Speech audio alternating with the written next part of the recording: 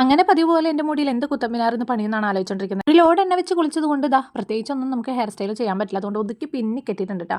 അല്ലേലും അങ്ങനെയാണ്, എണ്ണ വെച്ച് കുളിക്കുന്ന ദിവസമായിരിക്കും ഞങ്ങൾക്ക് എവിടെയെങ്കിലും പോകാനുള്ളത്. അങ്ങനെ പെട്ടെന്നുള്ള പ്ലാനിങ് ആയിരുന്നു കണിച്ചുകുളങ്ങര അമ്പലത്തിൽ പോകാന്നുള്ളത്. അവിടെ ഉത്സവമാണല്ലോ. കണിച്ചുകുളങ്ങര അമ്പലം അറിയാത്തവരായിട്ട് ആരും ഉണ്ടാവില്ല എന്ന് തോന്നണല്ലേ. ഭയങ്കര ഒരു ഫേമസ് ആയിട്ടുള്ള അമ്പലമല്ലേ. അങ്ങനെ പോകുന്ന വഴി എൻ്റെ അമ്മേനെയും കൂടെ പിക്ക് ചെയ്തിട്ടുണ്ട് കേട്ടോ. അച്ഛന് പണിയുള്ളതുകൊണ്ട് അച്ഛൻ വരുന്നില്ല എന്ന് പറഞ്ഞിട്ടുണ്ടായിരുന്നു. അങ്ങനെ പോകുന്ന വഴിക്കൊന്ന് ക്യാമറ ഓൺ ആക്കിയപ്പോഴാണ് സൂര്യൻ്റെ വെട്ടം നന്നായിട്ട് മുഖത്തടിക്കുമ്പോൾ ഒരു പ്രത്യേക ഗ്ലോ ഉണ്ട്. അങ്ങനെ ഞാൻ ക്യാമറ ഓൺ ആക്കി ഫോട്ടോ എടുക്കാമല്ലോ എന്ന് വിചാരിച്ചപ്പോഴത്തേനും സൂര്യൻ ഇടപെടുന്നില്ല. ഞാൻ കുറച്ച് സമയം അപേക്ഷിച്ചു ഇടപെടാമെന്ന്, പക്ഷേ ഇടപെട്ടില്ല. നമ്മുടെ വീട്ടിൽ നിന്ന് അത്യാവശ്യം നല്ല ദൂരമുണ്ട് കേട്ടോ കണിച്ചുകുളങ്ങരയിലേക്ക്. നമ്മളവിടെ ചെന്നപ്പോൾ തന്നെ സന്ധ്യ ആയിട്ടുണ്ടായിരുന്നേ.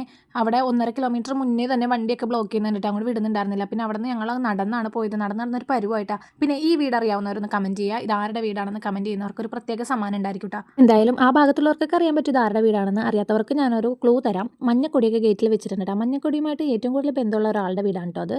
ഇപ്പോൾ തന്നെ ആൾക്കാർക്ക് മനസ്സിലായിട്ടുണ്ടാവില്ലേ ഇതാരാണെന്ന്. അങ്ങനെ നടന്നത് അമ്പലം എത്തിയിട്ടുണ്ട്. നല്ല തിരക്കുണ്ടായിരുന്നു കേട്ടോ. അമ്പലത്തിൻ്റെ ചുറ്റിനും 4 ഭാഗത്തും നിറച്ചും ജനമായിരുന്നു കേട്ടോ.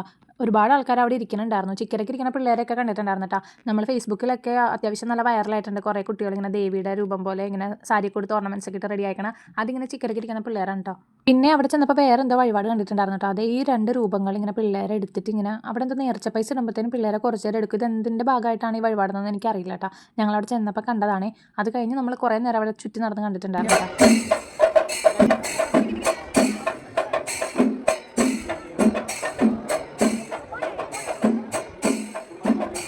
എനിക്കാണെങ്കിൽ വീട്ടിൽ നിന്ന് ഇറങ്ങിയപ്പോൾ തൊട്ട് വിശക്കാൻ തുടങ്ങിയതാണ് കേട്ടോ. പിന്നെ ചായ കുടിക്കാൻ നിർത്തി കഴിഞ്ഞാൽ അമ്പലത്തിലേക്ക് എത്താൻ ലേറ്റ് ആവുമല്ലോ എന്ന് ഓർത്തിട്ട് ഞാൻ ആ വിശപ്പ് സഹിച്ചാണ് അമ്പലം വരെ എത്തിയത്. തൊഴുതൊക്കെ കഴിഞ്ഞിട്ട് നമ്മൾ അവിടെ നിന്ന് തന്നെ ബജ്ജി കഴിക്കാം കേട്ടോ.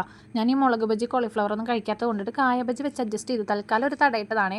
അത് കഴിഞ്ഞ് നമ്മളിതാ കളിപ്പാട്ടവും കുറച്ച് അല്ലറ ചില്ലറ സാധനങ്ങളൊക്കെ വാങ്ങിക്കാൻ വേണ്ടി പോയി. ഭരണി ഞാൻ വാങ്ങിച്ചു കേട്ടോ. ഭരണി പള്ളിപ്പെരുന്നാളിന് ഞാൻ ഒരെണ്ണം വാങ്ങിയിട്ടുണ്ടായിരുന്നു. ഭരണികളും ചട്ടി പാത്രക്കട ഇതൊക്കെ എനിക്ക് ഭയങ്കര ഒരു വീക്ക്നെസ് ആണ് കേട്ടോ. പണ്ടൊക്കെ എന്ന് പറഞ്ഞാൽ കമ്മലുകട കാണുമ്പോഴാണ് ഒരു അട്രാക്ഷൻ. ഇപ്പോൾ അതൊക്കെ പോയി ഞാൻ പാത്രക്കടയിലേക്കായി എൻ്റെ ഫോക്കസ് കംപ്ലീറ്റ്.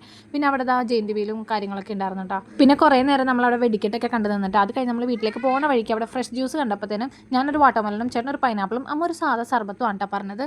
ഇങ്ങോട്ട് നടന്ന് 1.5 കിലോമീറ്റർ തിരിച്ച് അങ്ങോട്ട് നടക്കണമല്ലോ എന്ന് ആലോചിച്ചിട്ടായിരുന്നു കേട്ടോ. എൻ്റെ വിഷമം നടന്നിട്ടൊട്ട് നീങ്ങണം ഉണ്ടായിരുന്നില്ല. പോണ വഴിക്ക് ആദ്യം കാണുന്ന ഹോട്ടലിൽ തന്നെ കയറി ഭക്ഷണം കഴിച്ചായിരുന്നു കേട്ടോ. നമ്മൾ കാര്യം ഞായറാഴ്ചയാണ്, പിന്നെ ഹൈവേയുടെ പണി നടക്കണതുകൊണ്ട് ഒട്ടുമിക്ക കടകളും ഇല്ല. അതുകൊണ്ടിട്ട് റിസ്ക് എടുക്കണ്ടല്ലോ എന്ന് വിചാരിച്ചിട്ട് ആദ്യം കണ്ട കടയിൽ തന്നെ കയറി നമ്മൾ ഭക്ഷണം കഴിച്ച് നേരെ വീട്ടിലേക്ക് പോയിട്ട്. അപ്പോൾ ഇന്നത്തെ കുഞ്ഞു വീഡിയോ ഇത്രേ ഉള്ളൂ. പുതിയൊരു വീഡിയോ ആയിട്ട് വീണ്ടും കാണാം. അപ്പോൾ നമ്മുടെ ചാനൽ ആദ്യമായിട്ട് കാണുന്ന ഒരു വീഡിയോ ഇഷ്ടപ്പെട്ട ചാനൽ സബ്സ്ക്രൈബ് ചെയ്ത് ലൈക്ക് ചെയ്ത് സപ്പോർട്ട് ചെയ്യുക. ബൈ.